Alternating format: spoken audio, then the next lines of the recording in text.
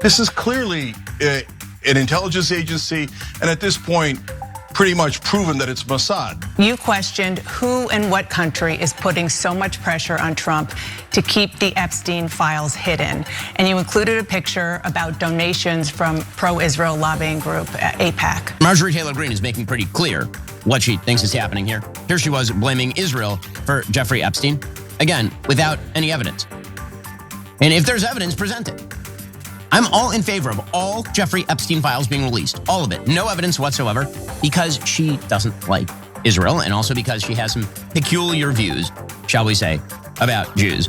This is clearly an intelligence agency, and at this point, pretty much proven that it's Mossad. Drop Site News has Ehud Barak's emails where they are Epstein and the former prime minister of Israel are conspiring to get America to bomb Syria and to get America to bomb Iran. And for someone to think that it's got to be about Israel, then you have to say that both sides are covering for Israel. And I don't think so. I don't think that the Democrats were as in love with Israel as This morning, Cenk explained Jeffrey Epstein's ties to the Israeli government live on Piers Morgan Uncensored. And we've got more on this developing story. But Cenk, on that conversation specifically, what's your 2 cents here? I love how he thought it was going to be a gotcha, like, oh, then both sides would have to be working with Israel. Duh. Of course, 90% of Congress gets donations from the Israeli lobby. They happen to coincidentally vote with Israel 100% of the time, but apparently that's news to Officer Tatum. Okay, apparently he wasn't a detective. Okay, so we're gonna show you how Dana Bash is slightly outraged by this, but internally she seemed to be very outraged by the mere suggestion. So let's have that conversation. Yeah, for one, I'm shocked that there's gambling going on in this establishment, Cenk. But Cenk isn't the only one debating Epstein's ties to Israel. We're about to show you an exchange that Representative Marjorie Taylor Greene had over the weekend with Dana Bash. But keep in mind that Bash's ex-husband, Jeremy Bash, was connected to an Israeli spy who stayed at Epstein's apartment for 3 extended periods of time. More on that later. For now, let's watch Greene and Bash. Take a look. I do want to ask you about something you posted just yesterday on X. You questioned who and what country is putting so much pressure on Trump to keep the Epstein files hidden. And you included a picture about donations from pro-Israel lobbying group AIPAC. What are you trying to say there? Well, I think it's the question that many Americans are asking, especially when we saw information recently come out in these emails that the Oversight Committee that I serve on has released. And we saw Jeffrey Epstein with ties to Ehud Barak. We saw him making business deals with them, also business deals that involved the Israeli government, and seems to have led into their intel agencies. And I think the right question is to ask is, was Jeffrey Epstein working for Israel? And I'm proud to say I don't take money from AIPAC. I don't take money from any special group of people. I'm just representing my district and the American people. And so that's what I was referring to. No, that wasn't all. Here is more of their exchange. Take a look. I just want to be clear. Are you saying Israel is pushing the president of the United States to cover up the Epstein files? And what evidence do you have that that is the case? I simply just asked out loud, is there a foreign government? It could be any foreign government, but is a foreign government pushing to keep this covered up? Because people just don't understand the big fight against. Well, you had AIPAC up there. It was pretty clear which government you were talking about. That I'm questioning that government in particular and questioning any other foreign government. Now we're gonna get in a second to Dana Bash's ex-husband, Jeremy Bash. But to be clear, on Dana Bash specifically, she has spent the last 3 years now, or 2 years, demonizing Palestinians, presenting false equivalencies, trying to deflect from what Israel has been doing in Gaza. As a host on CNN, she has repeatedly interjected on behalf of Israeli interests on her own, not saying she's doing it on behalf of them, but you must consider her perspective when she talks about topics like this. Now let's talk about Jeremy Bash. According to Drop Site News, between the years of 2013 and 2016, an Israeli intelligence officer named Yoni Koren lived at Epstein's apartment 3 separate times. He worked directly with Mossad during his career. In the 90s, Koren coordinated with US officials such as Colin Powell. In 2015, Koren helped arrange a meeting between former Israeli Prime Minister Ehud Barak and former CIA Director and Secretary of Defense Leon Panetta. That meeting was arranged with the help of Jeremy Bash. By then, Bash had already finished his terms as chief of staff for the CIA from 2009 to 2011, and the Department of Defense from 2011 to 2013. He and Dana Bash separated in 2007 after about 10 years of marriage. Bash took care of the arrangements for Barak and his family to get access to secure facilities in the White House and the Pentagon. Bash was by then a private citizen, and he had started his own consulting company, Beacon Global Strategies. But he still enjoyed high-level access to the White House and US defense establishment. That's strange, Cenk. Why is someone who has a consulting company allowed to just freely roam the White House? Yeah, it's awfully strange. There's a lot of strange activities when it comes to Epstein. Texting Democratic Congress people in the middle of hearings, telling them what to ask. Being buddy with the former top economic advisor to Obama and Clinton, Larry Summers. Now with this Jeremy Bash guy, he says, oh yeah, do the former Prime Minister of Israel a favor for me. And Jeremy Bash is like, right away, Mr. Epstein, certainly Mr. Epstein. And he arranges a tour. What is going on here? So like Dana Bash pretends to be outraged there, and I'm sure that she is actually outraged because she thinks it's unthinkable. But then Dana, you tell us, why are all these people in both the Democratic Party and the Republican Party doing massive favors for Jeffrey Epstein? Is it blackmail? Is it just normal campaign contributions? Is it that he's working with a foreign government? I mean, you tell us. The circumstantial evidence is overwhelming, so I'll give that case in a second, okay? But they notice that people like Bash never give an alternate explanation. They're just always huffing and puffing about like, you can't say it's Israel. Like that conversation she had with Marjorie Taylor Greene, I feel like she thought, oh, beautiful, I got her to say it, that's it, her career is over.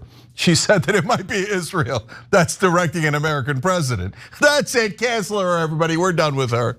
No, you're not getting it, Dana. Nobody's canceling her. No one cares anymore, okay? You're only canceling people in your own head. It's not working at all anymore. Now, look, we're a fair show. I don't think what Jeremy Bash did should be on Dana Bash. They're two different people. Even if they were still married, it's not on her. And they've been divorced and they're divorced for a while. I don't care about their personal lives. So Jeremy Bash is doing something wrong with Epstein is a different story. Dana Bash supporting Israel 2,000 times over on air and being outraged at the suggestion that Epstein and Israel might be connected is a different story. Okay, so now on that one, she's like, what evidence might you have?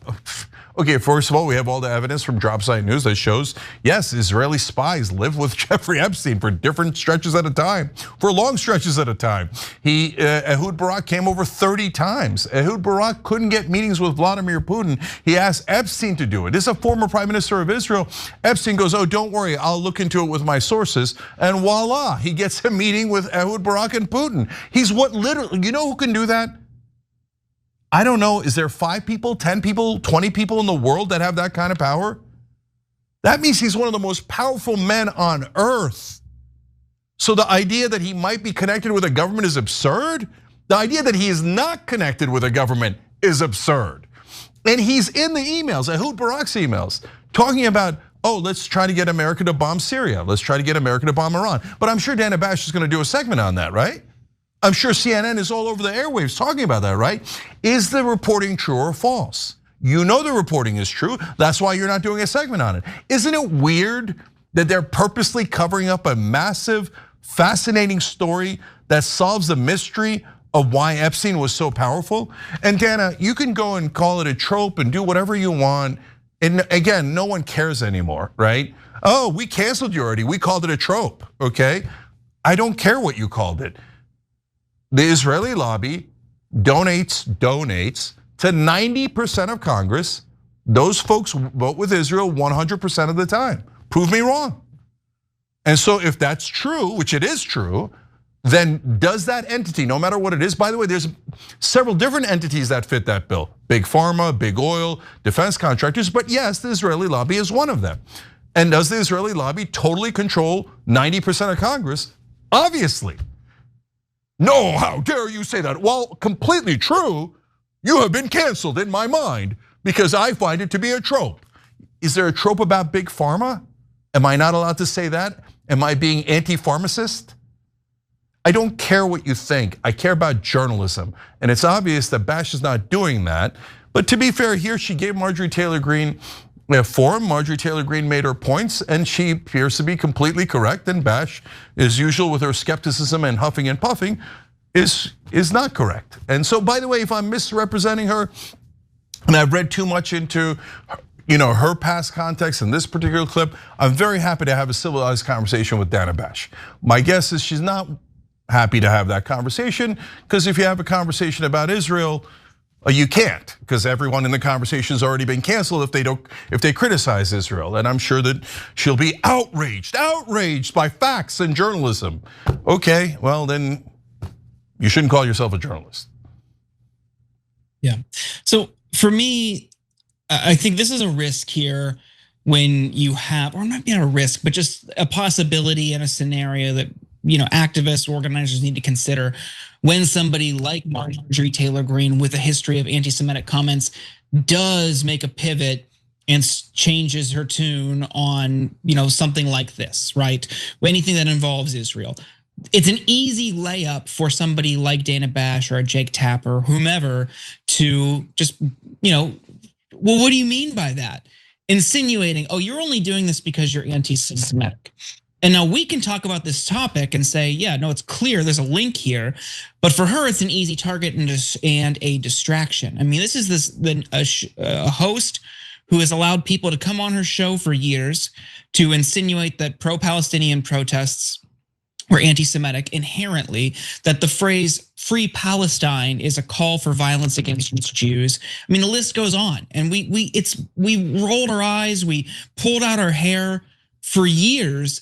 But in a situation like this, it's not so much that the message is wrong. She's just not the right messenger for it. But they don't really care about that. If in fact, they would rather have somebody like Marjorie Taylor Greene on there so they can just quickly shut it down, insinuate she's only doing it because she's anti-Semitic, and then move on. If they really cared about getting to the core issue here, really drill down into the story, they would invite Ryan Grimm, or they would invite anyone else from Drop Site to come on and talk about it. But they won't do that. They don't really care. If anything, they want to deflect from it. So you can see the bias in how they select guests, topics, and framing. This is a massive story that every major outlet should be chasing down. But because it involves the Israeli government, they're like, no, we're good. We'll have Marjorie Taylor Greene on to look like a lunatic. That's it. Yeah, except she doesn't. She looks perfectly reasonable in that case. So sad day for them. Look, guys, I mean, I said I'd be happy to discuss it with Dana Bash, and she could shred me and have all of her evidence that it's obviously not Israel. They're never gonna have that conversation. But forget that, Jordan's right. Just have Ryan Grimm on. He's a reporter, he broke the story. And by the way, if the story is wrong, then grill Ryan and show that he's a terrible anti-Semite and those are not real facts. But they're never gonna have that conversation because that conversation shows indisputably it was Israel. And the very, very last thing that CNN wants you to find out is that it's Israel. Partly because all their stories, we've talked about this before, any story related to Israel for CNN has to run through their bureau in Israel. Why? What an insane thing. Imagine if they're like, okay, we're gonna report on Russia and what they're doing in Ukraine, but we can't report anything unless the Russians approve it. So we're sending it to our bureau in Moscow and have them approve it before we report it. But for Israel, they don't think that's weird. They think that's normal. No, it's not normal, it's super weird. And yes, they have enormous power in this country. And if you're saying otherwise, you're doing the opposite of journalism. You're trying to cover up facts because you're biased in favor of one particular country. Super obvious. Marjorie Taylor Greene is making pretty clear what she thinks is happening here. Here she was blaming Israel for Jeffrey Epstein, again, without any evidence. And if there's evidence, present it. I'm all in favor of all Jeffrey Epstein files being released, all of it, no evidence whatsoever, because she doesn't like Israel and also because she has some peculiar views, shall we say, about Jews. I too dislike Israel deeply because its government is a genocidal, disgusting government that has a military that has committed atrocities, genocide, and all sorts of horrible, horrific, inhumane behavior and activities, using American resources to do it, by the way. But regardless of that, I don't judge my opinion on the Epstein files based on how I feel about Israel. I base it on the facts. And in fact, there's been quite a bit of reporting in recent weeks that ties a direct link between Epstein and the Israeli government. But Jake, what are your 2 cents? Yeah, my 2 cents is that Dropsite News already broke the story about how Jeffrey Epstein was working with Israel. What did Jeffrey Epstein want America to do? Ben Shapiro won't tell you, but we will, and we'll show you why he's obviously preposterously wrong. And you all know what he's gonna say. Everybody's an anti-Semite. All right, well, for those who are interested in being smeared as anti-Semites because they believe in the truth, let's get to the details. So the clip that you just watched featuring Ben Shapiro was from yesterday's episode of his show, which was titled "Trump Ends MTG's Career," which is a little bit out of touch if you ask me, but nonetheless. A lot out of touch. As you already saw, Shapiro denied that Epstein has ties to the Israeli government, but how would he know? Well, actually, know? I think he probably does know and is intentionally lying to us, but we'll put that aside for now. I don't know what's in his head. Maybe let's actually, you know what? I want to be better. I want to be better than that. I'll be generous and take his word for it and just assume that maybe he doesn't know about this reporting. But okay, I wouldn't come out and tell you, I am positive that the Turkish government has nothing to do with Jeffrey Epstein. How would I know? I'm not positive about anything because we haven't seen any of the files. We don't know any of the evidence. How do you know they didn't do it? How do you know Saudis didn't do it? How do you know the CIA didn't do it? But you seem absolutely certain, Ben. How would you gain that certainty? So let's get to some of the headlines that were featured over at Dropsite News because they poured over the Ehud Barak emails to Epstein, which of course were leaked as part of a hack. They also reported on the various documents and emails that were released by both Democrats and Republicans in the House Oversight Committee. So with that in mind, I mean, this is based on hard evidence. They were able to report the following stories. Epstein helped broker an Israeli security agreement with Mongolia. Interesting. Epstein helped Israel build a back channel to Russia during the Syrian civil war. That's not all. Epstein helped Israel sell a surveillance state to the Ivory Coast. Here's this other one, by the way. That's weird. He seems to be working with one particular country. Quite a bit. An Israeli spy stayed at Epstein's Manhattan residence for weeks at a time. That was a story that I reported on just last week. And then today, oh wait, there's more. Oh no, there's one more that was published today. Jeffrey Epstein pursued Swiss Rothschild Bank to finance Israeli cyber weapons empire. Epstein to Ehud Barak. Ariane de Rothschild said to me, if Ehud wants to make serious money, he will have to build a relationship with me. Take time so that we can truly understand one another. It's pretty incredible how many deals he engaged in on behalf of Israel, a country that Ben thinks Epstein had no ties to whatsoever. So look, what's amazing is that it's the emails are indisputable, and I've now said this a bunch of times because I'm blown away by it. Epstein could get a meeting with almost any world leader. Mongolians, no problem. Ivory Coast, no problem. Vladimir Putin, no problem. And in fact, Ehud Barak not only had trouble, the former Israeli prime minister, getting those meetings, but Epstein, more deeply connected to the Israeli government than even the former prime minister, could get those meetings at the drop of a hat. That means he was one of the most powerful men on earth. And literally every single instance is him helping one country. And it isn't Mongolia, and it isn't the Ivory Coast, and it isn't America. It's Israel. So there's no question anymore. You could say, look, I don't know that Epstein was being paid by Mossad or technically worked for Mossad, but you cannot say that he wasn't working with Israel. And by the way, what was his top objective? Well, he had a lot of objectives, but certainly one of the top objectives in the emails is getting America to bomb Syria and getting America to bomb Iran. Oh, look, those are the two things that Israel wanted most. And there's Epstein working with Israel to do the thing they want, which is for America to fight their wars for them.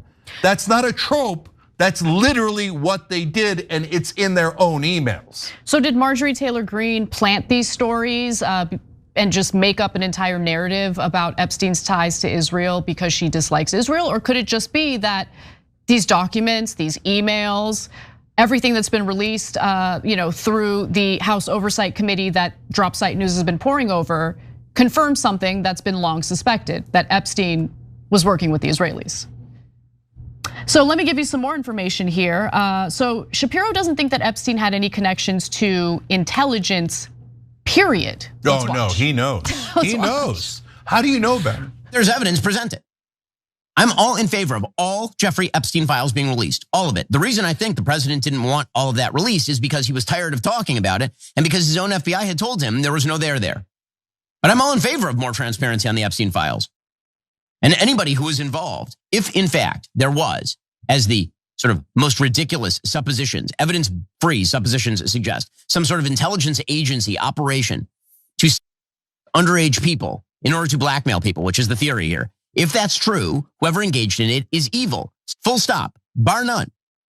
That's just basic morality.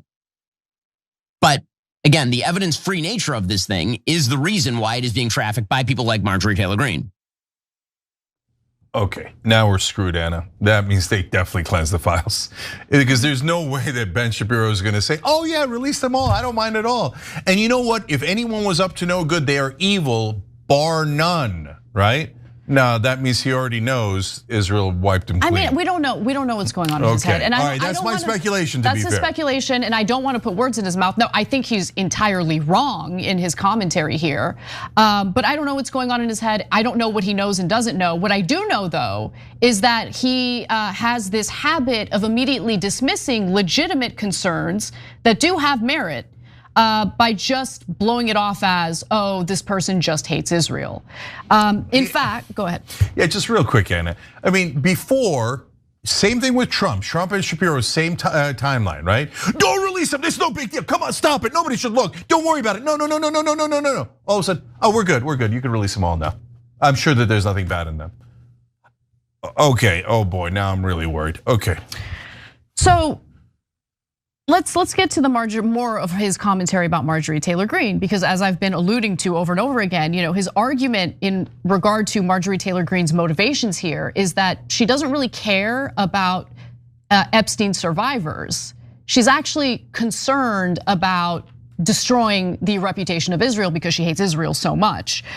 So let's take a quick look at him make that argument. Maybe he's gonna cite something that's legitimate here. Maybe there's something more than ad hominem attacks. Who knows? Let's take a look.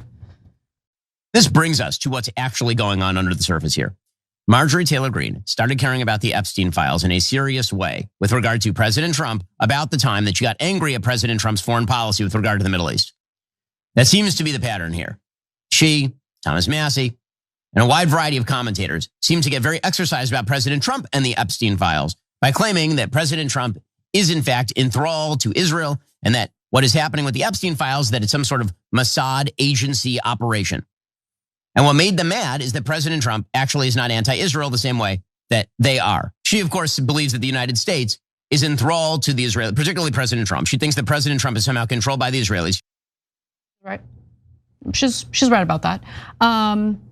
Look, it's not just Marjorie Taylor Greene on the right who see the connection between Epstein and Israel.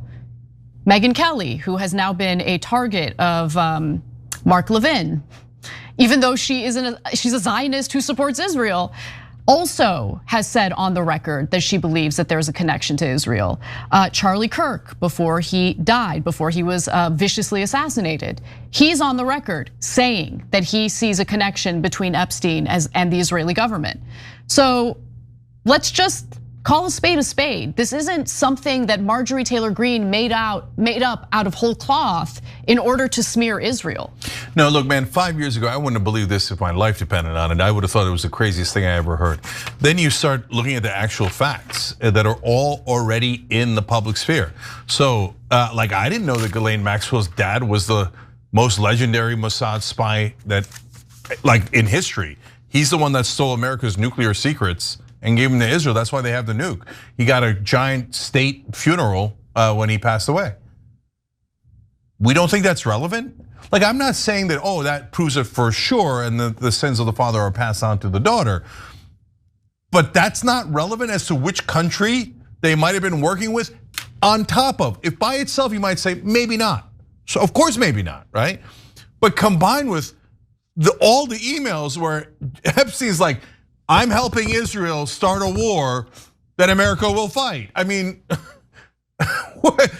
and then the other one, the accomplice's dad is a legendary Mossad spy. And Ehud Barak stayed at his house 30 times.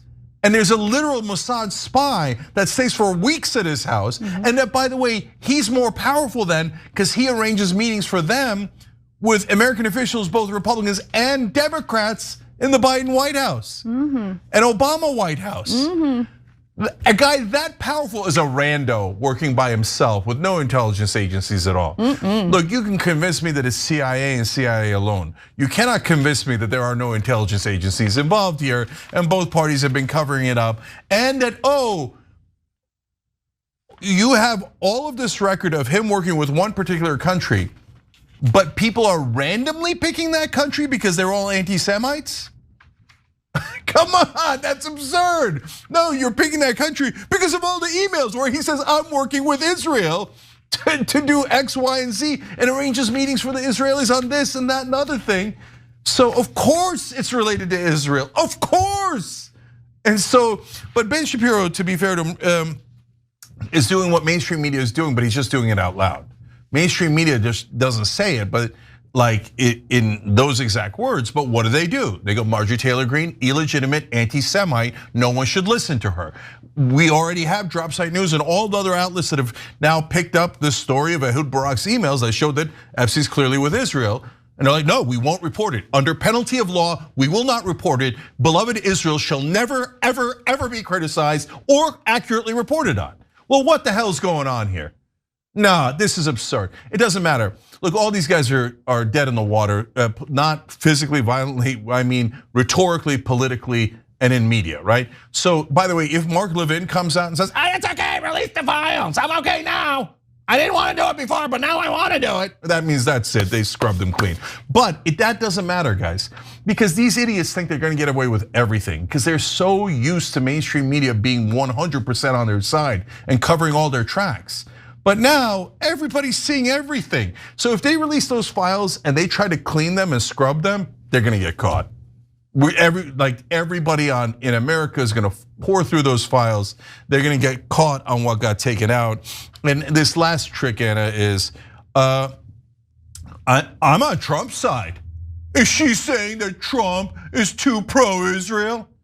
Yeah, she's saying that, and half of Trump's voters totally agree. Like what? Like, right. Are you in a cult? Like, I don't understand. So you're never allowed to question dear leader? Sometimes dear leader is wrong. In fact, Ben Shapiro, out of all people on the right, would know that because he started off as a never Trumper. Oops. Was supportive of Ron DeSantis in the primaries. More easily controlled. So please stop with this, you're not loyal enough to daddy argument. It's pathetic, especially coming from a guy who's supposed to be an expert at debating. That's not an argument. Yeah, none of this matters because as Tucker Carlson said, and it is true, Ben Shapiro won't even have a career 5 years from now.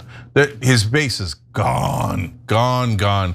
Na, na, na, na, na, na, na. Okay, quote me on it. Every time you ring the bell below, an angel gets his wings. Totally not true, but it does keep you updated on our live shows.